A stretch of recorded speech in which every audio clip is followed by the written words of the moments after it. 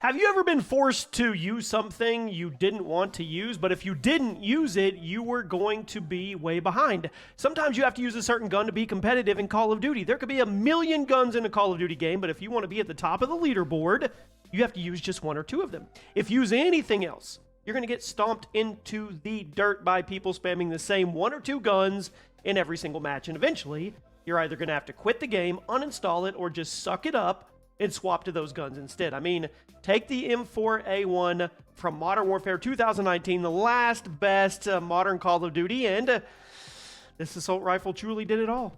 It was easily the best gun in the game on launch day.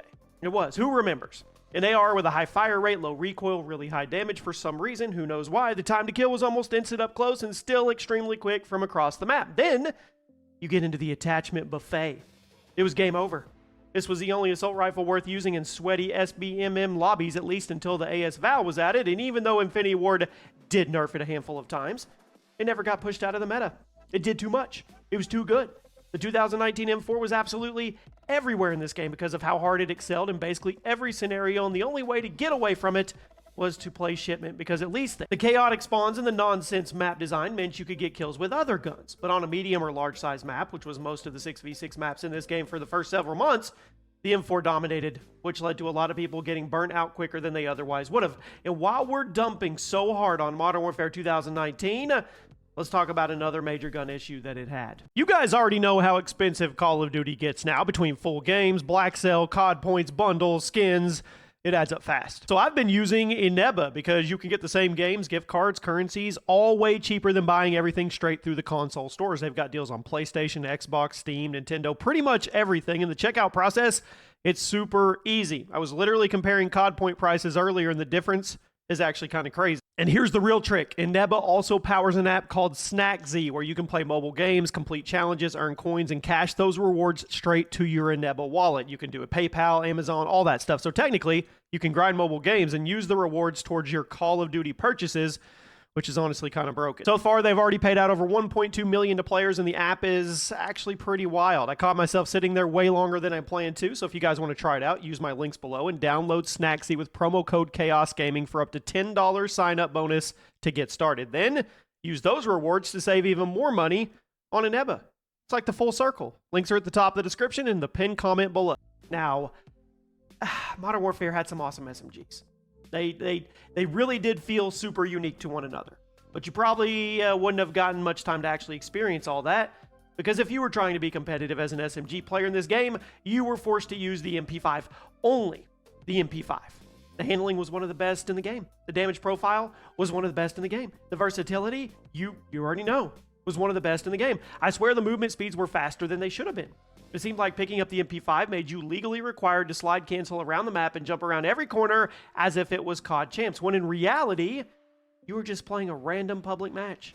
And skill-based matchmaking was giving you an easy lobby so you could go buy more blueprints for the stupid MP5 that you were already spamming. Again, it sucks because there's so many really fun and unique SMGs in this game, but none of them held a candle to the MP5. And since the SBMM was going to force you to use the meta weapons all the time, that meant if you were an SMG player, raise your hand if you were in the comment section, you could not use anything other than the MP5 no matter what. That sucks. It truly sucks.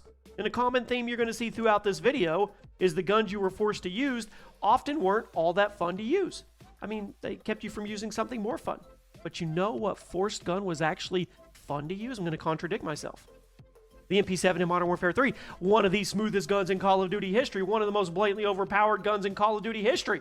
The mag on this thing was huge. That's what she said. The fire rate was high. The damage was generous. The iron sights were perfect.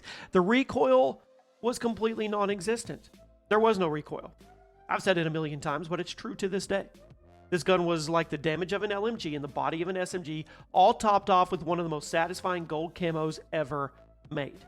The MP7 was far and away the best SMG in the game, and if you were trying to get consistent Moabs as an SMG player, you were running the MPC every single match. But like I said a minute ago, this one was fun. It was so smooth. Nobody really minded having to spam it to be competitive because it felt so good in your hands. It was so satisfying to laser beam somebody from across the map, just like it was satisfying to run around and spray people from the hip with the Steady Aim Pro. The game could do it all, and sure, that meant you were kind of forced to use it when a gun feels this good, though. The community, they don't mind as much. Now, I have a bone to pick. I really hate that Call of Duty doesn't call things AK anymore. You probably say, Jimmy, it's a video game. Get over it. But seriously, what's so hard about licensing real-world gun names, right? I mean, what's so hard? Anyway, the Cast-Off 74U, the new universe's AK-74U, completely broke Modern Warfare 2 2022. Now, I'm pretty sure it was even banned from competitive matches. You can fact check me on that at one point because Infinity Ward refused to do anything about it, and I'm still not sure why because it was a problem. You guys all know what to expect from the 74U, right? Yeah, fast handling speeds, incredible damage profile, fast reload animation, perfect middle ground between an AR and an SMG. But the thing about this version of the 74U was the fact that it was not middle ground in any sense of the words. It wasn't. This was just the best AR and best SMG in the game at the same time. And with the SBMM cranked up to 11 in this game, it was one of the only guns that would consistently give you results you needed to avoid getting stomped into the face by everybody who was also spamming it. Now, I truly hope the rumors are true about Infinity Ward deliberately trying to not make another Modern Warfare 2 2022, but then again, there's also rumors saying that Infinity Ward deliberately is trying to make another Modern Warfare 2022, so at this point, I'm just along for the ride with you guys. My expectations for Modern Warfare 4? Now, if you were running an SMG in COD World War II, guess what? You were running I'll give you 3 seconds. 1, 2, 3. PPSH. I'm still actually pissed off about this because it's such a not historically accurate portrayal of the gun. And I know, get over it, Jimmy, right? Now, in real life, this thing was a bullet hose. COD World War II, it was a moderate fire rate gun and best suited for close to mid-range, yes. So yeah, Sledgehammer. I mean, yeah, you guys, you really cared about historical authenticity in the game. Yeah. Anyway, the PPSH was easily the best SMG in the game on launch day, and it took a really long time for it to be dethroned. And honestly, I don't think it was ever properly taken off the top of the tier list, but rather, Sledgehammer just added a bunch of other SMGs into the game that were basically reskins of the PPSH so they could keep it up there just fine. But for the first 4 or 5 months of COD World War II, the PPSH was the only SMG in town. And if you're trying to build a good close-range class, 98%, I'm not a mathematician, but 98% chance your primary weapon was the PP. Now, it didn't matter how much fun you were having with these other guns we've talked about, or using fancy rifles or machine guns. Didn't matter how much you wanted to branch out, try something else new in World at War, because eventually everybody would go back to the MP40. It was seriously like Thanos. You couldn't live with your low KD, and where did that bring you back? It brought you back to me. And the thing is, you can't blame people for always going back to the MP40 because it was far and away the best gun in the game, to the point that I'm kind of confused how Treyarch even programmed it. I mean, if you look at the stats, they don't even look intentional. An SMG that hit for 59 base damage, held up to 64 rounds at a time, had a 40% headshot damage boost. I mean, yeah, Treyarch, did you mean to make it like that? Now, it's interesting because the MP40 actually had a completely different damage profile in the PC version of the game where it only hit for 40 base damage, which seems way more reasonable for an SMG. But consoles, you got the love. Xbox, PlayStation versions, 59 base damage. Made it by far the best gun at your disposal. Like I said, no matter how much you tried to branch out to something else, you were eventually going to boomerang yourself back to the MP40. And speaking of Treyarch guns that were way too good, the most obvious example, well, it's a Treyarch game, right? It's a Black Ops game. I mean, World at War wasn't a Black Ops game, but it kind of was. The FAMAS. You guys know this is my favorite game in Call of Duty history, Black Ops 1, but I'll be the first to tell you, I'll be honest, the FAMAS was a huge problem with the balancing. There was no getting away from it. Were you there for it? Were you there to experience the meat grinder? Were you? I'm amazed that Treyarch only nerfed it one time. And when they did nerf it, all they did was slightly, just a little baby increase to the recoil. That was it. They didn't touch the fire rate, which was the second highest in the game. They didn't touch the damage profile, which was also the second highest in the game for a full auto weapon. They didn't touch the handling speeds, which are actually pretty quick for an AR. All they did was slightly turn up the recoil. Just a smidge. And somehow, they thought this was going to keep people from spamming it every 5 seconds. A gun that fired ridiculously at over 900 rounds per minute and only needed 3 shots to kill, which meant it was better than all the SMGs, literally all the SMGs, near insta-kill for mid and long ranges. If you were taking Black Ops 1 seriously, which I was, you were using the FAMAS or the Galil. That's just the way it was. I mean, okay, slight recoil increase, Treyarch. Yeah, thanks. That really fixed the problem. But speaking of OP guns that only ever got slight recoil nerfs, the BAL. Another gun that's completely absurd with its time to kill. It dominated the meta from day one to now. And yet the developers only thought they needed to slightly increase the recoil, and that somehow would magically sprinkle fairy dust all over and make everything okay. The Bow was your starting assault rifle. I say that in all caps, my friends. Starting assault rifle. Quickly took over the entire multiplayer scene because, well, why not? 3-shot kill range, iron sights were smooth, mobility was great, nearly unbeatable average TTK. People literally renamed this game Bow of Duty. Now it's kind of a backhanded attempt to get Sledgehammer to nerf it, but then Sledge finally pushed out of the patch and they slightly increased the recoil. They nudged it. They didn't touch the damage. They didn't touch the fire rate. They didn't touch the range. All they did was make you hold the thumbstick down a little harder with pressure when you spray down your enemies. So as you can guess, nothing changed about the meta, and the Bow 27 is still the best gun in the game by a landslide. I loved Advanced Warfare, despite all its flaws. But the Bow, it was a huge flaw. And speaking of huge flaws, at number 2, the 205 Brecci in Black Ops 3. I feel like we give this gun too much attention on the channel. We do, but I don't know what you guys want from me. I'm the Call of Duty YouTube historian here, and you can't not talk about the Brecci if you're talking about guns that you were forced to use. Honestly, I'm only putting... actually, should I? No, I almost put it at number 1.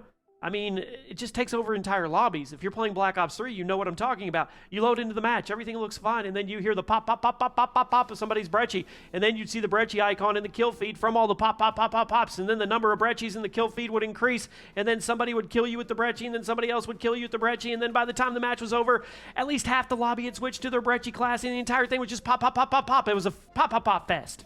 The gun was way too easy to use, and the only real counter was to have multiple Brecci users running around on the other team, and then you whipped out your Brecci and you show them what it was like.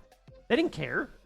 They didn't care what it was like to get killed by the Brecci because they were already spamming the Brecci in the first place, and the cycle would just rinse and repeat until you quit Black Ops 3 and you uninstalled it. The gun was a plague.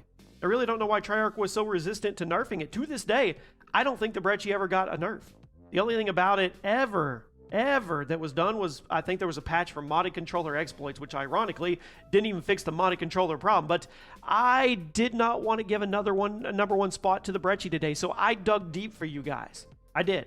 I put on my authentic Call of Duty historian hat, and I found a gun that I think was even more deserving of the title of most forced gun in Call of Duty history. I present to you the MV4. I mean, if you were there, you remember. The starting assault rifle from Infinite Warfare that just fundamentally did too much and filled too many roles. It's supposed to be a futuristic M4 rifle. It's even called the M4 in the game files. And I'm sure Infinity Ward thought it would just be seen as a standard middle-of-the-road starting weapon, but here's the thing. The gun was way too easy to use. The damage and fire rate was moderate. It wasn't great, but it was an absolute laser beam, and the time to kill was actually super competitive at basically every range. Up close, quick enough. At mid-range, really quick. Max range, still pretty quick. And the fact that it had no recoil meant it didn't matter how much people were spamming the advanced movement specialist abilities. Hunker down somewhere, point, click. Turn the game into an on-rail shooter. The MV4's extreme ease of use and competitive TTK made it hands down the most popular gun in the game because everything else required some kind of recoil control or solid movement skills to make up for the gun's shortcomings, but not this one. Point, click, enemies, gone.